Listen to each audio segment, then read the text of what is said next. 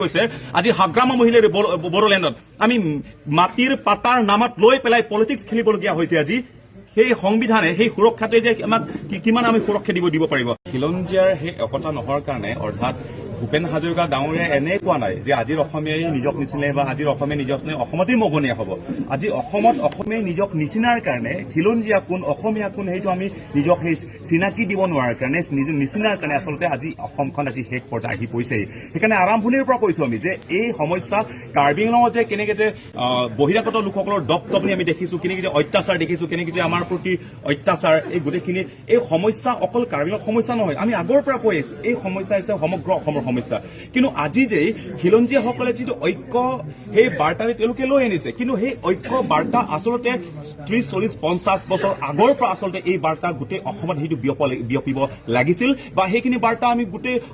অসমীয়াৰ মনত সেইটো থাকিব লাগিছিল কিন্তু কৰবাত আমাৰ মাজতে ভেদভাৱ আমাৰ মাজত মতানৈক্য আমাৰ মাজত সেই একতা নোহোৱাৰ কাৰণে আজি বহিৰাগত লোকসকল ইয়াত আহি পেলাই ইয়াত Karbi Anglong tribal belt block ইয়াতকে বেছি ইয়াত সেন্সিটিভ সেইটো হৈছে 6 অৰ্থাৎ 6ষ্ঠ অনুসূচিত জিলা কিন্তু তাৰ পাছত যে ইয়াতে যে বহিৰাগত লোকসকল ইয়াত আহি পেলাই যে আমাক কাৰ্বি গৌবিক ক'ব ইয়াত চাইনিজ গৌবেক বুলি ক'ব বিভিন্ন ধৰণৰ আমাৰ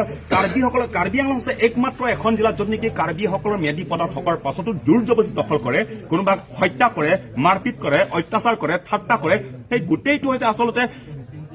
আমাৰ সেই একতা নোহোৱাৰ কাৰণে সেইকাৰণে আমি আশা কৰিছো যে অসমৰ কাৰ্বি আংলঙৰ যিটো এই সমস্যাটো লৈ পেলাই গোটেই অসমৰ অসমীয়াই যিমানখিনি খিলঞ্জীয়া আছে বড়োই হওক অসমীয়া ভাষীয়ে হওক বা ডিমাচাই হওক তিৱাই হওক ৰাভাই হওক মৰাণ মটই হওক সকলোৱে যে আমি এক হৈ পেলাই সেইবোৰ ক্ষেত্ৰত আমি বিবেচনা কৰিব লাগিব আৰু যেতিয়ালৈকে ঐক্য নহলে আমি কেতিয়াও আমি ঐক্যবদ্ধ হৈ পেলাই মাত নাপাতিলে যে অসমখন সুৰক্ষিত হৈ থাকিব সেইটো কেতিয়াও হ'ব নোৱাৰে যিমানে আপুনি এছটিৰ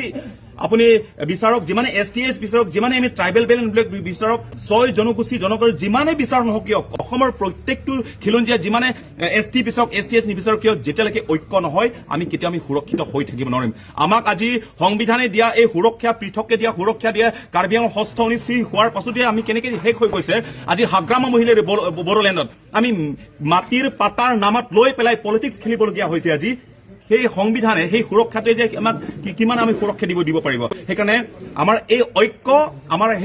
সেই ঐক্য বা খিলঞ্জীয়াৰ সেই ঐক্য সেই বাৰ্তাটোৱে সেই আমাৰ যিটো হয় কৰবাত ভুল আছে অসমীয়া ভাষীৰো ভুল আছে খিলঞ্জীয়া সমাজৰ কাৰ্বিৰো কৰবাত ভুল আছে কৰবাত ডিমাচাসকলৰ ভুল আছে আমাৰ মাজত সেই ঐক্য আজিলৈকে বা অসমীয়া কোন সেই আমি একেলগে চিনাকি দিব পৰা নাই বা এই সমন্বয়খিনি কেতিয়াও হ'ব লাগে বুলি সেইটো কেতিয়া আমি আলোচনা কৰাই আৰু অসমত বিভিন্ন ধৰণৰ জ্যেষ্ঠ নেতাসকল আছে আজিলৈকে এই কথা বিবেচনা কৰা নাই বিচৰা নাই আৰু এই বিবেচনা নকৰাৰ কাৰণে যে আজি অসমখন শেষ হৈ গৈছে আৰু সেই শেষ পৰ্যায় আহিবলগীয়া মূল কাৰণটো সেইটো আৰু এই সমন্বয় বাৰ্তাটো কাৰ্বি আংলঙৰ পৰা আৰম্ভ কৰি পেলাই সমগ্ৰ অসমত বিয়পিব লাগে সেইটো আশা কৰিছো